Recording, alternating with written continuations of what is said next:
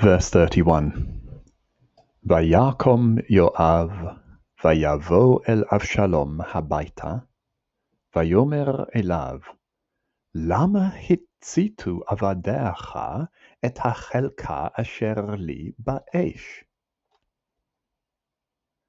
Joab rose after Absalom's little piece of arson. Joab gets up and came el Avshalom habaita, and came to Absalom at the house, at Absalom's house, presumably. Vayomer elav, and said to him, Lama hitzitu, why did your servants set et hachelka asher li, the portion of land which is to me, so my plot of land, on fire? Here is our hitzit again. Remember, the root is yod tzade tav. Here we've got it in the perfect, and again it's pretending to be first nun. The yod is hiding in the tzade. Hitzit, to kindle, to set on fire.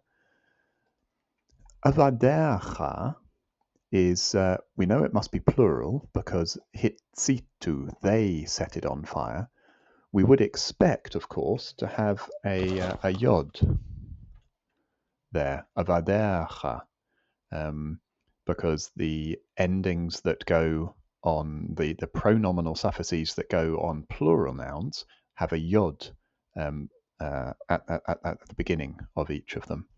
But sometimes, and rather confusingly, the yod isn't written. But we can see from the stem avadecha that this is the word avadim, servants. So there's no doubt at all that we are dealing with servants in the plural, even though it's written defectively without the yod. Why did your servants set on fire et hachelka asher li, the plot of land which is to me?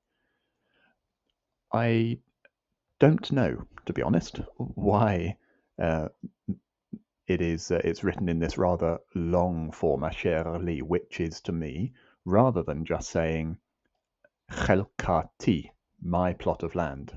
Chelka, plot of land. Chelkati, my plot of land. Nonetheless, that is how it is written. Why did your servants set on fire my plot of land, ba'esh, or burn my plot of land with fire? Vayomer Avshalom el Yoav. Here we have to be a little bit careful just to keep track, because we've got, I think, 3 layers of speech within a speech within a speech.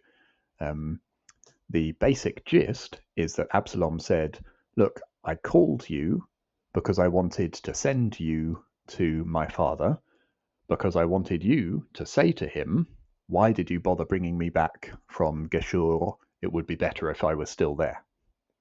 So that's the gist. Vayomer Avshalom el Yoav.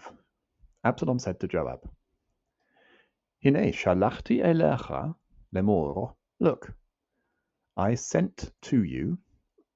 We would probably idiomatically, I say I sent for you, saying,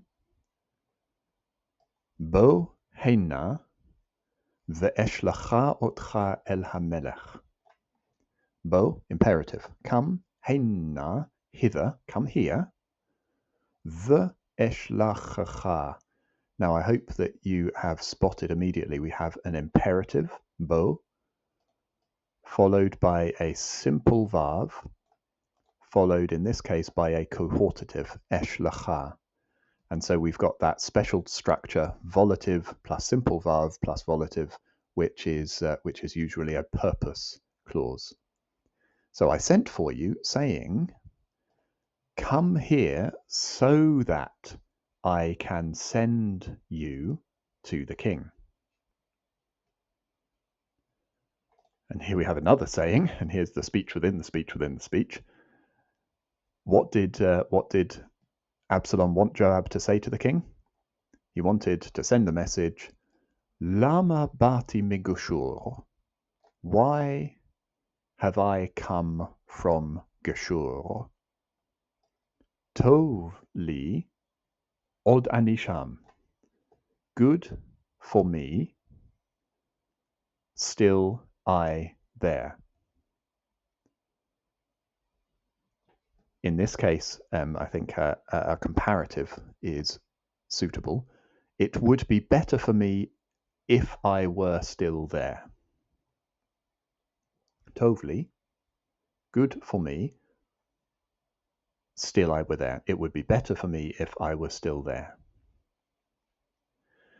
Okay, now we come back up out of the layers of speech within speech, like in the film Inception, and here we are now back face to face with Absalom speaking directly to Joab.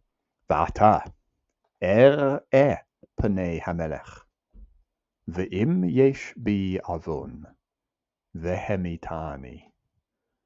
Now, I will see the face of the king, echoing that phrase which has by now become something of a thematic phrase in this whole section. I will see the face of the king. Ve'im yesh bi avon vehemitani. The im and then a simple vav, not a converting vav, not a vayiktol vav,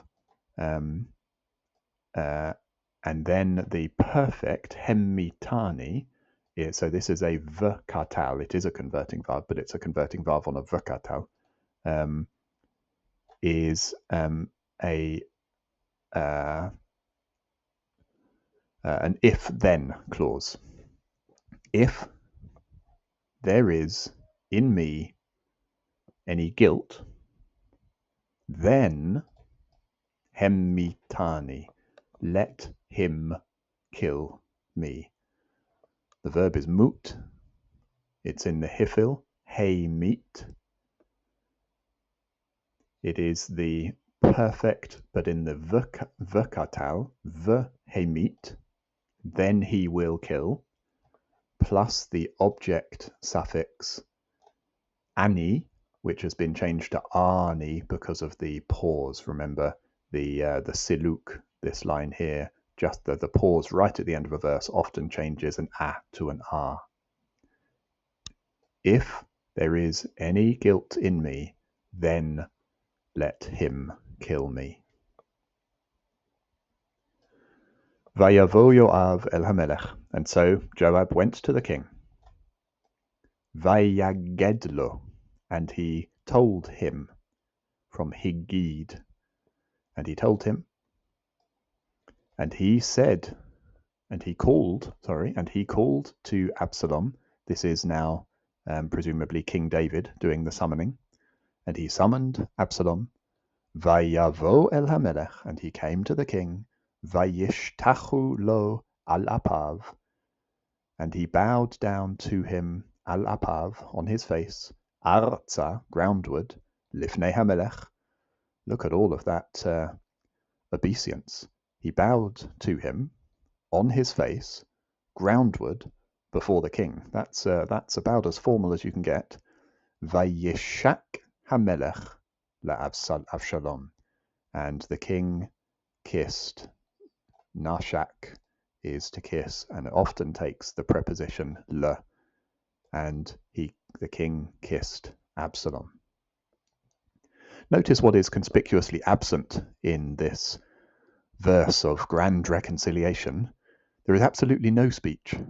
So in the previous verses, we've had speeches within speeches within speeches, but now everything is absolutely silent in this verse. Silent and rather oddly formal. He comes to the king, he bows to him on his face, groundwards before the king, and the king, not his father, he kissed his son, but the king kissed Absalom. It's awkwardly formal, and that in and of itself, to my mind, is all pointing forward to the events that are about to unfold.